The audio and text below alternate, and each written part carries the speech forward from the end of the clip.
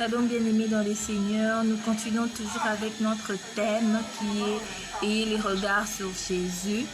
Et ce matin, j'ai médité dans un verset qui m'a le plus fait du bien, qui m'a encore fait voir que je dois placer ma foi en Dieu, que je dois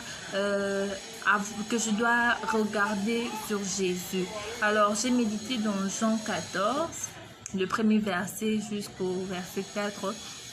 Alors, je vais placer ma vérité sur le premier verset. Je vais plus me marteler sur le premier verset où Jésus est en train de dire à ses disciples que vos cœurs ne soient pas troublés. Ayez confiance en Dieu et ayez confiance en moi. N'est-ce pas une joie? N'est-ce pas une assurance que Dieu est en train de placer dans nos cœurs?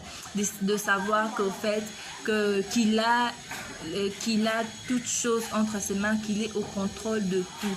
Alors je me dis que certes, nous avons peur, certes, les choses ne vont plus comme ça allait auparavant, mais au fait, il y a quelqu'un qui a toutes choses entre ses mains. Il y a quelqu'un qui sait toutes choses et cette personne nous demande de ne pas être troublé.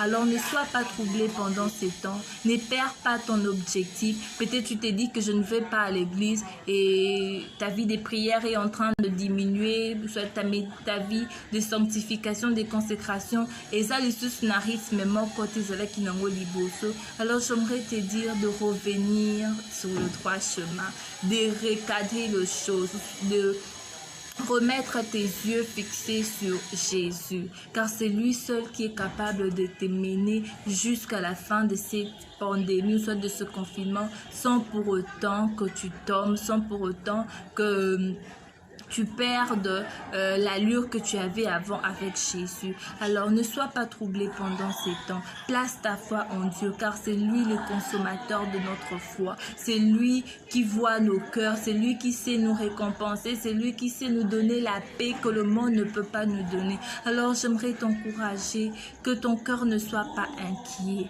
que ton cœur ne soit pas dans les inquiétudes, dans les tourments, mais place ta foi en Dieu. J'aime encore un verset qui nous dit que la paix de Christ qui surpasse toute connaissance garde nos cœurs et nos pensées en lui. Alors, je profite même pendant ce temps pour prier pour toi, pour déclarer que Dieu te donne la paix que tu es en train de chercher, que la paix de Dieu environne ta famille, que la paix de Dieu soit ton partage, afin que ton cœur ne soit pas troublé. Amen.